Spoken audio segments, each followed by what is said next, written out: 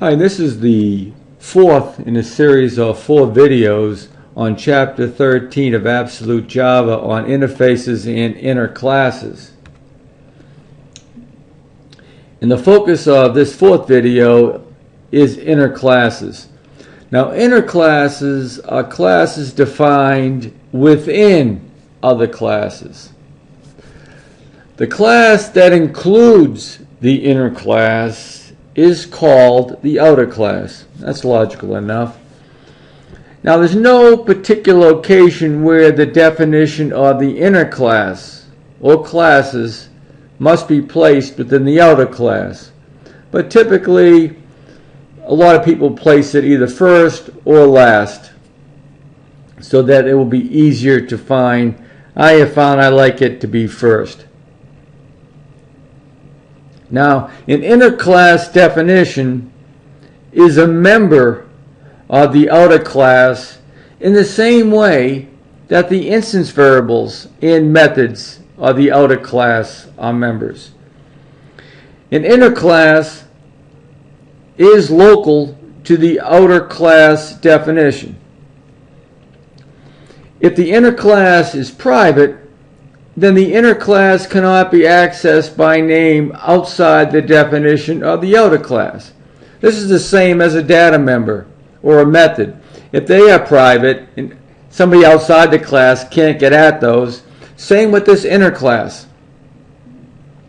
But by being inside the outer class, the inner class can see all the outer class data members and methods. And vice versa. The outer class can get access to all of the methods and members of the inner class. Again, this makes sense.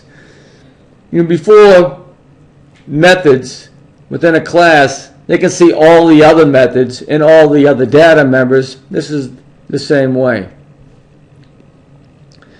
There are 2 main advantages to inner classes. First, they can make the outer class more self-contained, since they are defined inside a class. 2, both of their methods have access to each other's private methods and instance variables. That's very powerful. Now, using an inner class as a helping class is one of the most useful applications of inner classes. If used as a helping class, an inner class should be marked private, and that's what we will typically do. And we're going to find inner classes to be very, very helpful when we get to GUI development. Now, inner classes and outer classes have access to each other's private members. We've already said this. Within the definition of a method of an inner class, it is legal to reference a private instance variable of the outer class, and it's legal to invoke a private method of the outer class. Okay, so once again, an inner class can see all the outside data members and methods. Now, within the definition of a method of the outer class, it is legal to reference a private instance variable of the inner class on an object of the inner class. Right? It's an instance variable, so you need a reference to talk to that instance variable. It is also legal to invoke a non-static method of the inner class, as long as an object of the inner class is used as a calling object. Finally, within the definition of the inner or outer classes, the modifiers public and private are equivalent, right? When you're inside the outer class definition, everybody can see everybody. So here's an example. We have an outer class bank account, and we're going to have an inner class money. I have it collapsed here. I've collapsed the inner class right now. Let me just jump to the next slide, then I'll come back here. So in the previous slide, I showed money collapsed. But what I have inside the bank account is the inner class money. And you can see its full definition here. Private class money, It's got 2 data members, constructor, and 3 methods. Let's go back to that previous slide. So I've got the full definition of a money class. I put that at the very top. I then have a data member called balance of type money. So this is kind of interesting. So I've got a data member of the type whose class is defined as one of my inner classes. My constructor is going to actually call that inner class constructor to make an instance and to store the value away in the instance variable balance. I've got a method close account. That's kind of cool. It's directly accessing private data members of the inner class instance balance. And it's got a get balance and a make deposit.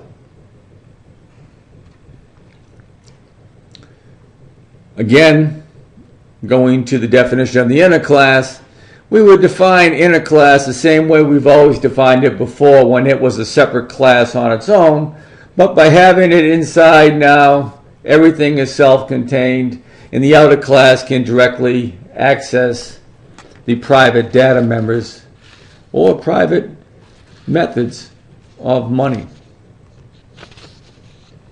Now the .class file for an inner class.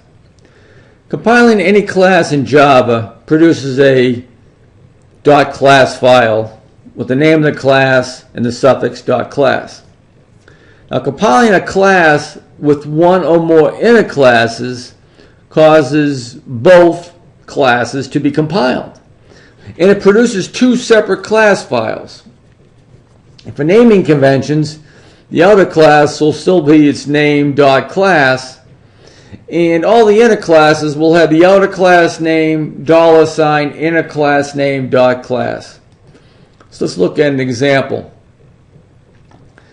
Back, I'm showing a navigator view within Eclipse, and in the source folder for the bank account that you just saw, remember, bank account had an inner class called money.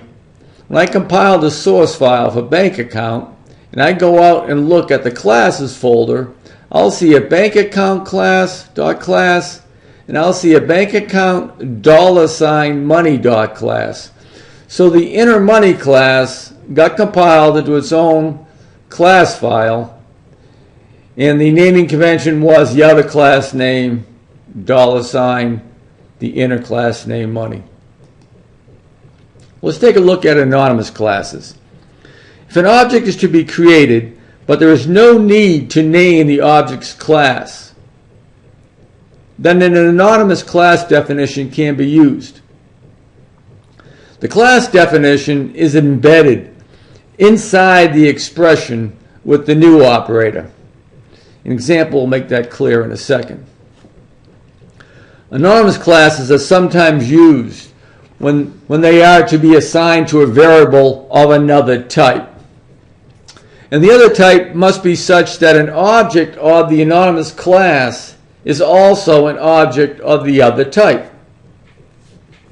And the perfect use for this is where the other type is a Java interface. And we'll be using this all the time for different type of action listeners when we get to event handling.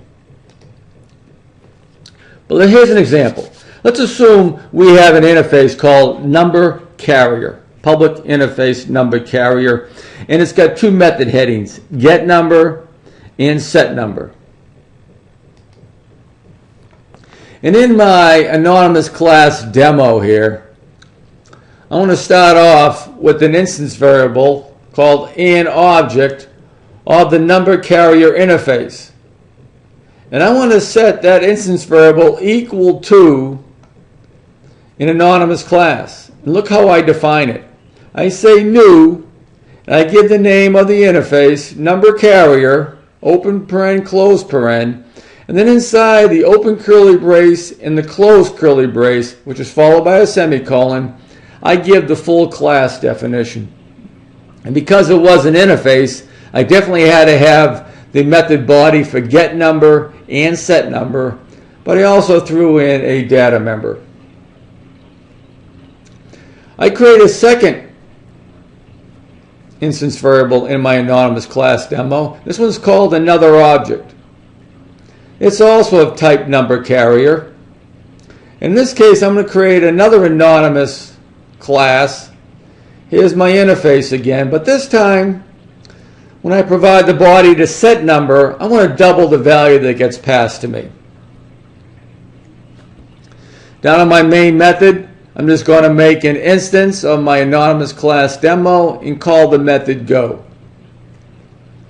Go is going to reference the anonymous class stored in an object, or the instance of an anonymous class that's stored in an object, and call the set number method the value of 42.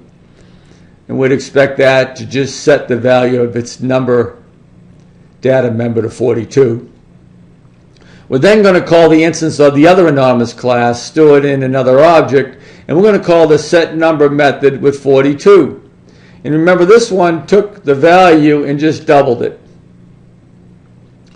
And then I'm going to call show number with both data members, and I expect to get printed out 42 and 84. So sure enough, when I run it in Eclipse, I get 42 and 84. So that completes this fourth and final video for Chapter 13. In Video 1, we looked at interfaces and focused solely on method headings. In Video 2, we walked through an example of the powerful Oracle Java.lang comparable interface that's used by many sorting algorithms. In Video 3, we looked at providing constants in an interface and just touched on clonable. In this video, we talked about inner classes. Have a nice day.